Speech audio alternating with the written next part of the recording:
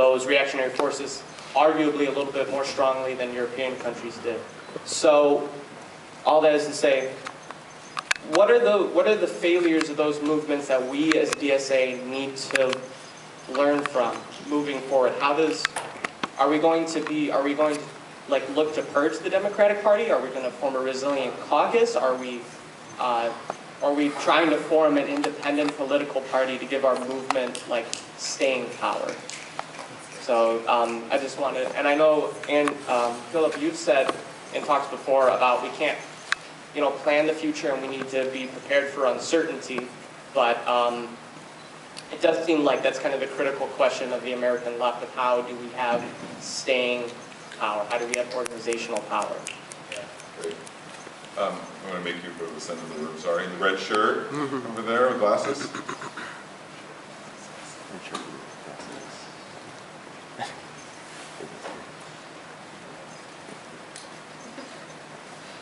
Hi, my name's Mel. I'm from Yale YDSA. And I was just wondering, so like an interesting phenomenon with the Sanders campaign. In 2016, you saw Sanders get a lot of voters in rural areas. And now you're seeing more winning big cities and having a really more diverse working class base than he did in 2016, which is like really amazing. Like we saw that in Iowa with the satellite caucuses, and how he won a bunch of them, like one in a mosque, one with the immigrant meat packers.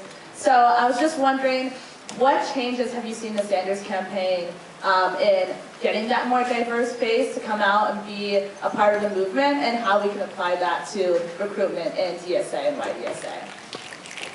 Can we take one more in the back there on the turtleneck thing?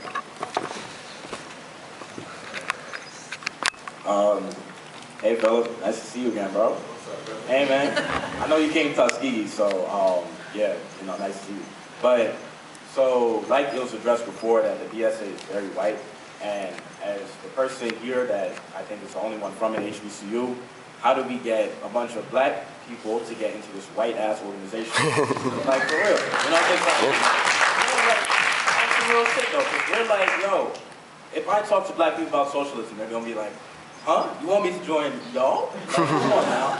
So, my whole concept was to create an independent socialist party at my school, but I want to consolidate that energy. But how do I do that when they don't see themselves reflected in this organization? That's a good question. Let's start, the kind of the first and the last questions are the same. Maybe we can start with those about diversifying the socialist movement, making it more reflective of the actual working class of this country. I mean, it's not, we just have to do the work. We have to do the work. I think there's a lot of organic answers that will come up in the room. There's a lot that's working. I'm aware that as a person on a panel, once you throw out something like that, it creates a chasm that people want to fill. But I think that's just an enduring conversation, that there are people in the room that are doing incredible work. I come from an entire flourishing black left formation, right? The movement for Black Lives, Dream Defenders. There's just a matter, what this is an opportunity for is for us to be intentional about making sure that we are part of coalition and working together. There has always been a black radical tradition and black left in the country, and so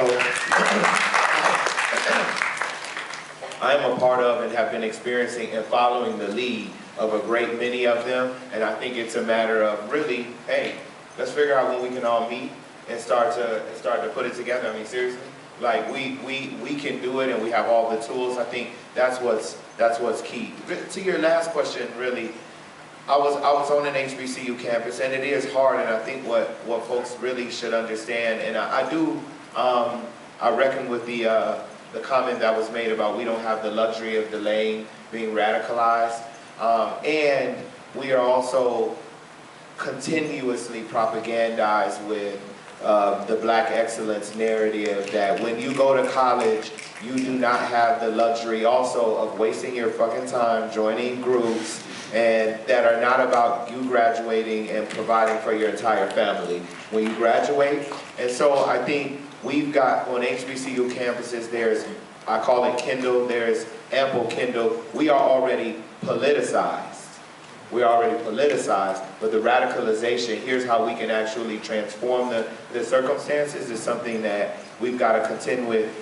They join the organization though because of you, right? They'll join it maybe because they see somebody like me moving about. And I think you bringing 1 or 2 friends will start that process. I know Jason Perez, who's in Chicago, I believe a part of Chicago DSA, leads the AFAM caucus. That's not the actual name of it, it's African, yeah, AfroSoc is a member of that. We're here, I think it's a matter of bringing them in and just saying, hey, DSA kind of looks like your college campus right now, but we're gonna, you know, we are in process. And we can't continue to belabor the question, how do we do it, how do we do it? We just have to do it. Just do it, bring them, allow for the awkwardness to happen. If it is gonna happen, it doesn't always happen. But it doesn't need to be destiny. It becomes something we engage with when we bring our friends and we bring our folks. And Dream Defenders are down to get down with DSA and build this alliance. They were in conversation with Michael about potentially being here as a body. And so it's happening right now. We just have to continue to make it happen. And don't ignore the problem. It should be a top 5 priority.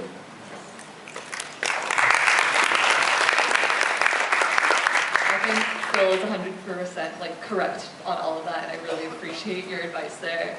And I think that's something that's really important to take into account, is that like in DSA and YDSA, we don't want to like tokenize our identities or anything, because that's liberal bullshit and we don't put up with that. We want to really speak to the struggles of our black and brown comrades here and really engage in those struggles, because that's how we're going to be in that shared struggle together. So I'm Indonesian American, so I talk a lot with the Indonesian community and try to organize them around Bernie, and most of their struggles center on immigration and on healthcare. So I speak to those struggles, and that's how they want, or we want to get involved in like Bernie campaign or any sort of organizing. And I think it's really important for us as YDSA and DSA to talk to students at HBCUs, organizers that already exist there, and understand what struggles are already going on at those universities, and understand how we can help them in that struggle to win, whether it be college for all or whatever it may be on those campuses. So we do have to do a better job of that, and I look forward to working on that a lot more. Yeah, so they covered a lot of important stuff. I just want to mention briefly that I think that even within the socialist movement, I think some of us have kind of bought into this idea that like socialism is a white thing, and then it's like, how do we approach it as like, how do we convince like black people and brown people to come to the white thing, without, you know, realizing that this is a totally absurd narrative, both in the US and around the world. I mean, in the early, the early days of the Communist Party, I mean, the Communist Party was like, had a lot of problems, as you should go read about, but was embedded in the working class, in the multiracial working class of this country. Was on the front lines of civil rights struggles before the civil rights movement even took off. And in fact, McCarthyism, one of the most important things about McCarthyism was how it severed that tie between the working class and the socialist movement.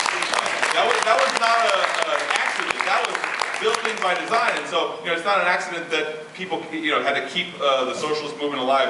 One of the only places where they could keep it alive was in academia, because they've been chased out of everywhere else. They've been chased out of the trade unions. They've been chased out of community organizations, and they're just barely able to keep it alive through academia and some really noble people who kept the fire burning over the decades when socialism was such a taboo word. So we should understand that history. And that's just the U.S. I mean, around the world, right? Like, socialists have been, and Marxism has been central to, liberation struggles from colonialism around the world. The socialist movement, socialism as an ideology and as a movement, is one that is reflective of the global working class. Anyone who tells you that socialism is some kind of white thing inherently is lying to you or deeply misguided.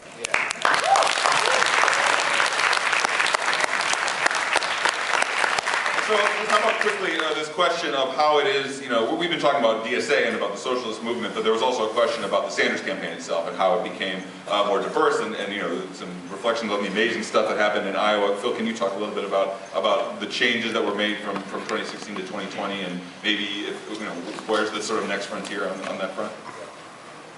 I'll try to do 90 seconds as well, so we get more questions. I wasn't a part of the 2016 campaign, so I can only go on things that I've heard, and then I'll go on things that I've observed. First off, the infrastructure is wider, right? This is a campaign that was an insurgent one before. It was able to raise money, but not at the scale. It was able to deploy field organizers, but not at the scale that it is now. So quite frankly, this is a bigger, more robust, more diverse organization that is touching and talking to communities that the campaign was incapable, not unwilling, but incapable of doing during 2016. And we've heard that over and over in South Carolina, et cetera. People have had to concede that though they don't like Bernie, y'all really working. And I'm hearing about you all, and it's getting quite annoying. This is what's happening. The other thing that I'll say is Senator Sanders doesn't get enough credit. I think we should, he's not a savior. I think there are many things he can do better. But what I've heard consistently is he doesn't get enough credit for his ability to build a team and his ability to have strategy. I'm a part of the campaign team solely because a friend of mine from 2005, a black woman named Renee Spellman, was named deputy campaign manager, and I hit her up in the DMs like, yo, remember me? How can I be down with Bernie? And she's like, come to the office, So I didn't even have an end to the campaign, if I'm honest, if it wasn't for Renee Spellman. But he handpicked her to be his deputy campaign manager. He handpicked Fast to be his campaign manager. He handpicked a certain number of people, and what we've heard is they didn't get to pick each other. So there's conflicts that happen with that, but there's also a dynamism with having a leader who is intentional about choosing senior leadership on the campaign who are going to occupy positions of power, and leadership who come from a variety of backgrounds. And he says over and over, I picked the best for the job. But we've seen the best for the job not resemble the country and the diversity of the country, and he's intentional about doing that. So those are some of the ways that it looks different. He also brought on an HBCU organizer, which is how I've engaged with some of the campuses already, right? We were the only campaign with a historically black college and university organizer, a black woman named Delaney, who is an incredible organizer and force unto herself already.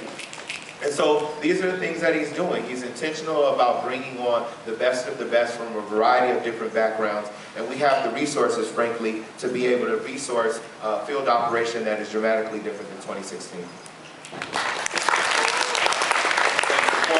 we move on to the question, just to speak briefly, the question of the failures of past left movements, in this country and around the world, obviously one of the most central questions. I work for a magazine, Jacobin, where we try to wrestle with those historical questions and to draw the lessons from failures of past left movements, both in this country and around the world, and how we overcome them. The only way that, the two most important pieces of that are kind of like the two most important pieces of everything, are one, sort of doing, engaging in the history and the ideas of socialism, like reading stuff or, listening to podcasts or whatever, and wrestling with those shortcomings of past movements, but also just doing them not just from an armchair, but as an active member of those movements, of the left movement and of the working class movement in this country. That's the only way that we're going to be able to overcome those things, especially reading jacobinmag.com. So let's take some more questions here about Halsey and in the denim jacket, and then back there, yeah. Oh, okay. Hi, yeah, I'm actually glad you ended on the note of Jacobin, because the question I wanted to ask was sort of about media. I think the three of you in various ways are really qualified to speak on that. I think something that I think we're seeing now in 2020 is how much that, of course, as we're organizing around, material issues and material ways to build working class power, unfortunately, the media, both, the more centralized, basically state apparatus of, the mainstream news media, and also the horrible hell clusterfuck that is social media, I think are a really important place for socialists, and especially young, tech-savvy socialists, to intervene, as Kristen has been doing on TikTok. Everybody get on there. But, so yeah, I guess I just kind of wondered if you guys could speak to how we should engage with media, both in the sense of using it to our advantage and sort of building, you know, sort of counter narratives and institutional and publications that can, you know, be a mouthpiece for socialism, and also to sort of like rise above and reframe the worst of the narratives, and also I think especially of like obviously the Bernie Bro narrative, but also the Joe Rogan whole fiasco. And I guess I'm kind of curious if you could also speak to the potential that I see, and I think a lot of people see, in using sort of alternative media and things like YouTube and podcasts to reach, you know, people who could very easily go to the right for various reasons, and sort of winning those people over to socialism because they see it's in their interest. All right, thank you. My name's Arjun, and I wanted to ask earlier, you mentioned Allende, and you know, Allende, you know, met his end thanks to the power of U.S. empire, and now Bernie's here, and I know U.S. empire is going to do everything they can to stop Bernie, even if he wins. The capitalists will do anything to make his presidency awful. So I guess my question to any one of you would be, what do we do to stop the power of the capitalists and of U.S. empire that will try to sabotage a Bernie Sanders presidency? Standing in the back of the green chair.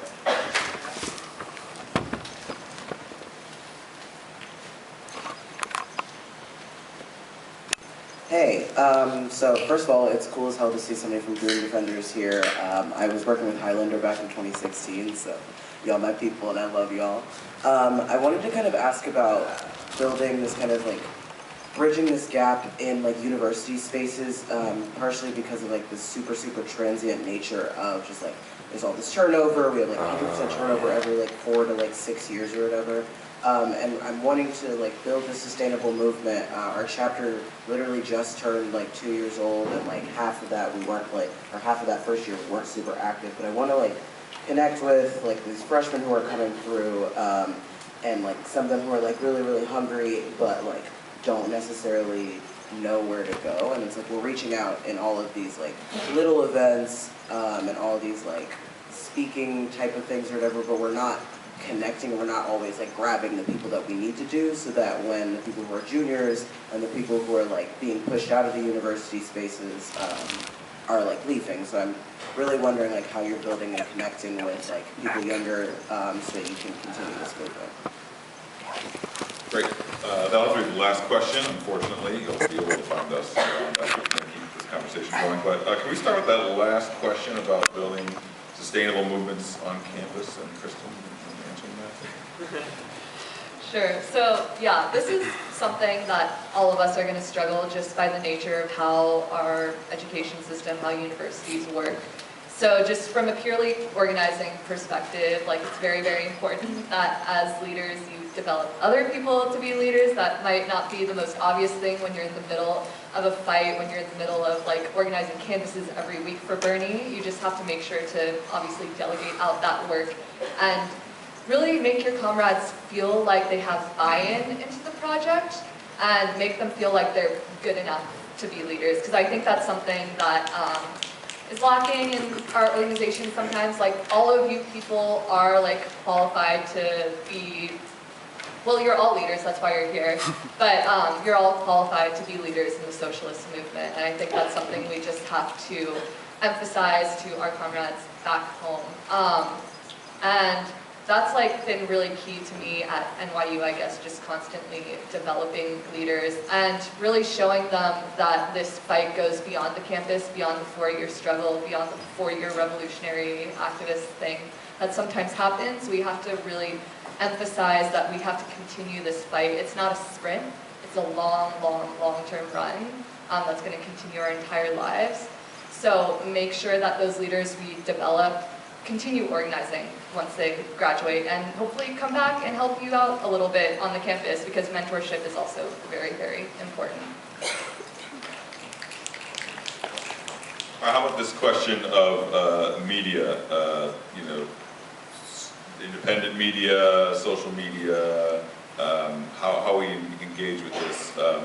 Phil, you mind answering? I mean, we're getting wildly outflanked by the right online.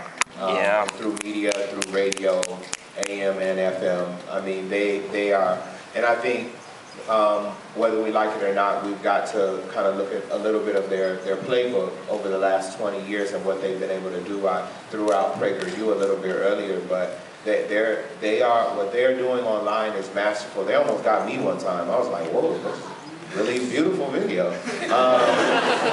So, you know, I think, you know, this is what we're up against. So what I would say is we are not in a position to do, I'm gonna give a kind of cheat answer. I'm gonna say we're not in a position to do either or. I think we need to do everything. What is authentic to you, whether it be a podcast, whether it be a publication, a graphic novel, an AR, VR experience, whatever it is, we need to actually be intentional about spreading ideology, and, you know, borderline propaganda. But that's actually not what, you know, we're not supposed to do that, but we're at war. But as much as we can, and I think online there are a great many social media tools and applications that I'm not familiar with, so I wouldn't do that. But how I've tried to do it is I've tried, believe it or not, I wasn't good at Twitter. I've been trying to get good at Twitter because that's what's most authentic to me, and Instagram. And everything that I do, I try to make sure it ties back to some sort of ideological point. We don't want to lose our freedom of autonomy or our ability to just say random stuff whenever we want on the internet. I'm not saying that, but we are in a position where we've got to use every tool at our disposal because that is what the right is doing. They are everywhere. You know, I'll end it here, but they're even just smashing it on video games. Like the fact that there have been so many Call of Duties during a time where the military-industrial complex is spreading. It's no coincidence, right? And so we've got to find ways to be everywhere and to seed our ideological tenets in whatever ways that we can, all the media.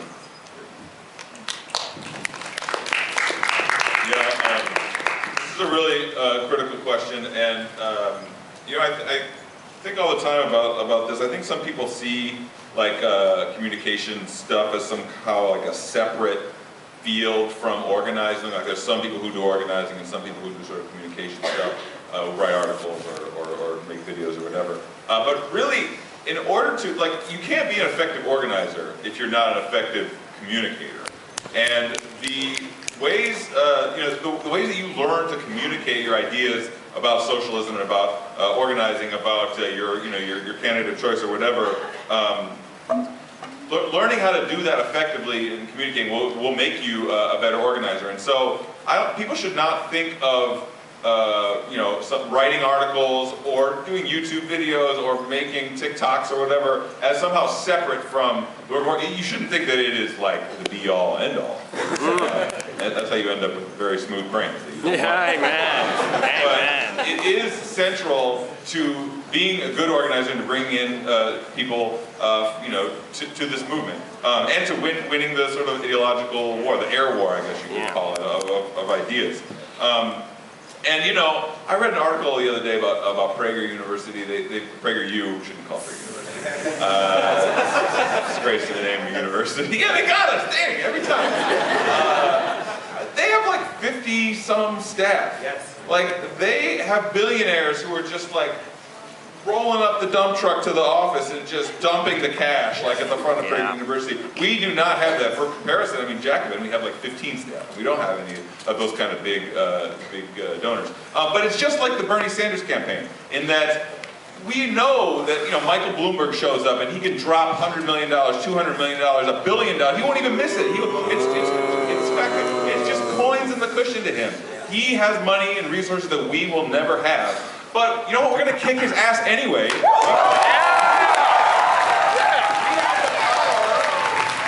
have the power of mass numbers of people in this room on your college campuses, people in DSA, millions of people around the country who are pumped. We have real grassroots power. And Mike Bloomberg, for all of his fucking blood-stained dollars, will never ever be able to put a room together like this of people who are on fire.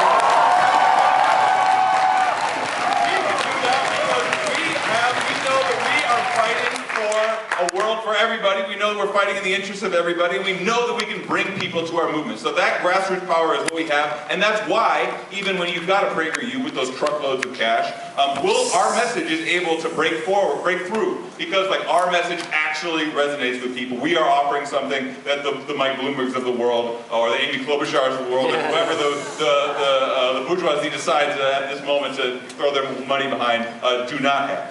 And just a quick pitch, forgive the self-indulgence, but like publications like Jacobin, and not just Jacobin, but in these times, and the rest of the broad left ecosystem, online and politics and podcasts and media and stuff, like these are, the people who are involved in these projects are involved in them. I mean, if we wanted to get rich and be careerists, we would have gone to PragerU. And we would have had a much more comfortable life. But we're doing this because we believe that the movement needs publications, it needs places to debate ideas and learn history and all of that stuff. And so you guys should approach those institutions, in my humble opinion, in that sense. That like, just like what we said about Bernie being the sort of comrade president, we're like the comrade magazine. Like we are the expression of, I didn't workshop that one.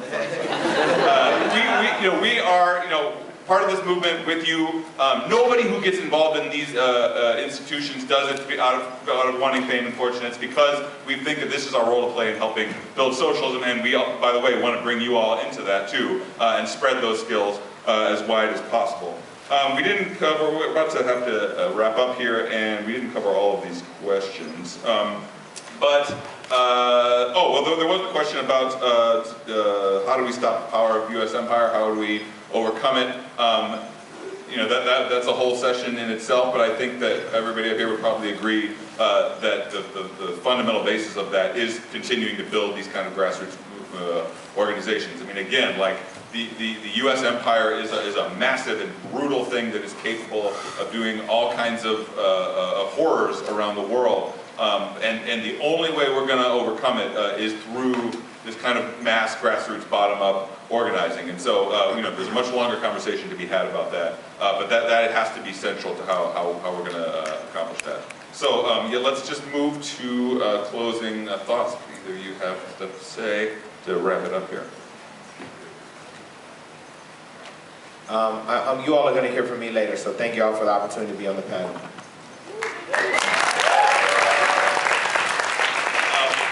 So I would just, to kind of go back to what I was saying earlier, I mean, hope you felt from us who are not in YDSA that we're really inspired by the organizing that you all are doing right now. We really, the cliche about the youth of the future or whatever is bullshit. Like the youth are the present. Like you guys are doing shit right now.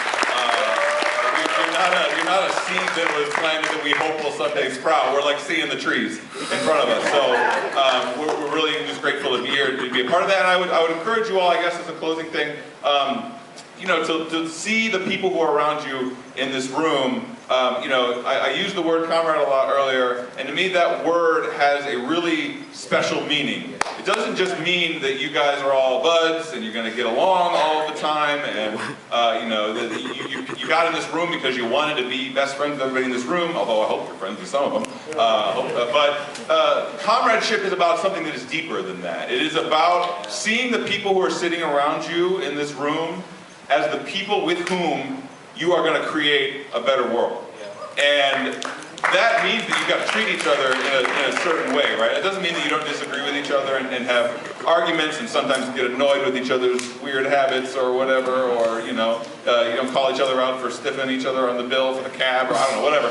But like, these are the people with whom you're going to construct that better world, and so you should see them that way, and you should see your bond with them as something that is deeper and wider than many other forms of relationships that we have in our lives. And so understand that that's something special, and those comrades are going to be how we elect Bernie Sanders and how we win socialism.